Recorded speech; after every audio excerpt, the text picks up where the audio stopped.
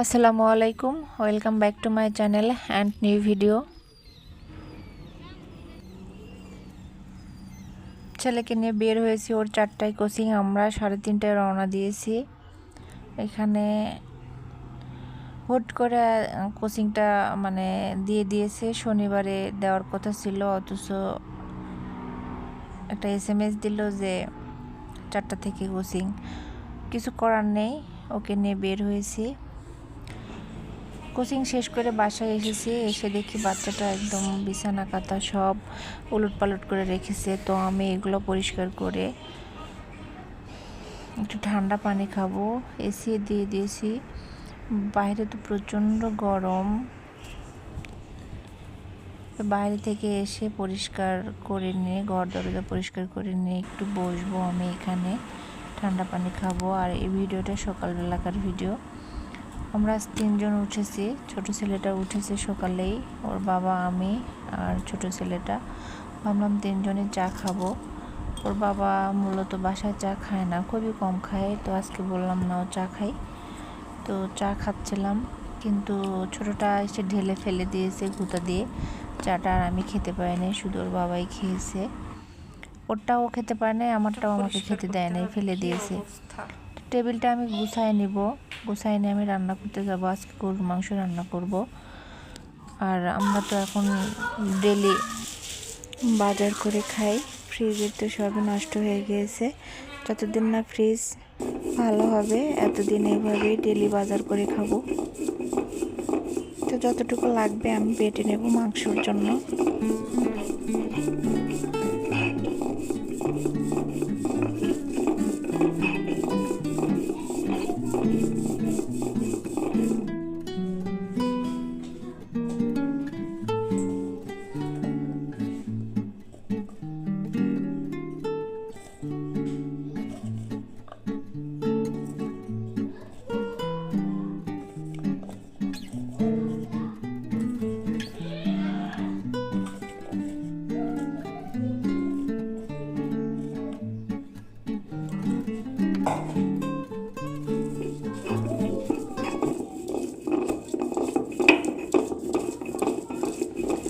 যা রাখছি সেটা দিয়েই গন্ধ বের হচ্ছে। তো এখানে আমি পেঁয়াজ, রসুন, জিরা, মাংসে যতটুকু লাগবে এতটুকু আমি বাটবো, বেটে রান্না করব। কি করব, করার কিছু নাই। শ্যাম্পু দিয়ে ধুয়েছি। আর গন্ধরাজ লেবু খুঁজলাম, পাচ্ছি না। গন্ধরাজ লেবু যদি আমি পাই তাহলে আমি কেটে 2টা ফ্রিজে আমি দিব। যতদিন না গন্ধ যায় এতদিন আসলে এইভাবে কষ্ট করে খেতে হবে, কিছু করার নাই। আসলে ভাগ্যে যেটা থাকবে সেটা তো হবেই। বাসা দিয়েই প্রচুর গন্ধ বের হয়েছে, মনে হয় যে মানুষ কেটে ফ্রিজে রেখে দিয়েছিল, এই কারণে পচে গন্ধ বের হয়েছে। এরকম একটা গন্ধ বাসা দিয়ে। আর কি বলবো, আসলে বলার কিছুই নাই। এদিক থেকে আমি যতটুকু লাগছে আমি বেটে মাংস উঠাই দিয়েছি, যেহেতু আমি বের হব এই কারণে। আর রান্নাটা দেখানো সম্ভব হয় নাই।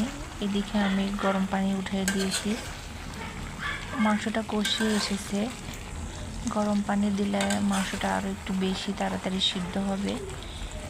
বাচ্চাদেরকে 2টা বাচ্চাকেই খাওয়াবো। খাওয়ায় আমি ছোটটাকে রেখে যাব, বড়টাকে নিয়ে যাব। একটা দেশের বাড়ি আমাদের। বাচ্চাটা, যে হাতির বাচ্চাটা নিয়ে গিয়েছে ঢাকা থেকে, ওর ফেভারিট, ছোটোটার এটা খুবই পছন্দের একটা জিনিস।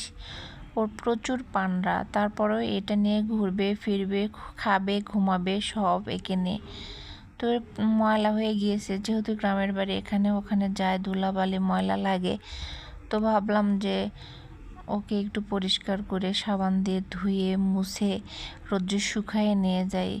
ঢাকাতে তো আর ওরকম টানা রোদ পাওয়া যায় না, আর আমার বেলকনিতে আসলে ওইভাবে রোদ আসে না। তো একটু পরিষ্কার করে নিয়ে গেলে ভালো মতো শুকাবে। শুকায় নিয়ে ওর হাতে দিলে জিনিসটা পরিষ্কার হলো। যেহেতু ঘুমানোর সময় এটা মুখে নিয়ে ঘুমায়, মুখে নেয়, ঘুমাইতে ঘুমাইতে হাতির বাচ্চার মাথা লাড়ে, ওর খুবই, বাচ্চাটার খুবই এটা প্রিয় জিনিস, তো ভাবছি আর একটা কিনে দিব। ওর কি পান্ডার অভাব আছে? পান্ডার অভাব নেই, কিন্তু এই হাতিটাই বেশি পছন্দ করে। তো সবাই দোয়া করবেন আমার দুটো বাচ্চার জন্য, আমার ছোট্ট ফ্যামিলির জন্য সবাই দোয়া করবেন। আপনারা যে যেখানে আছেন সবাই ভালো থাকবেন, আমার পাশে থাকবেন। ভিডিও ভালো লাগলে লাইক করবেন, কমেন্ট করবেন, সাবস্ক্রাইব করবেন,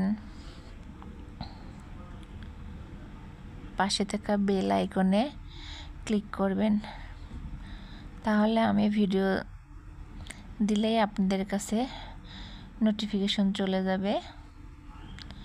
তো আমি কিন্তু খুব ভালো মতো পরিষ্কার করতেছি, আর খোলা জায়গা তো, খুব বাইরে ট্যাপটা, এখানে পরিষ্কার করতে আপনার বড় বড় বেডশিট যা আছে এখানে কাচলে কিন্তু অনেক ভালো হয়। জামা কাপড় যা বাইরে একদম খোলা জায়গা, খুবই ভালো লাগে এখানে কাপড় চোপড় কাচতে, যে কোনো কাজ করতে এখানে খুবই ভালো লাগে। আসলে গ্রাম তো গ্রামে, গ্রামের পরিবেশ আলাদা একটা সৌন্দর্য আছে, খুবই ভালো লাগে। তো সবাই ভালো থাকবেন, আল্লাহ হাফেজ।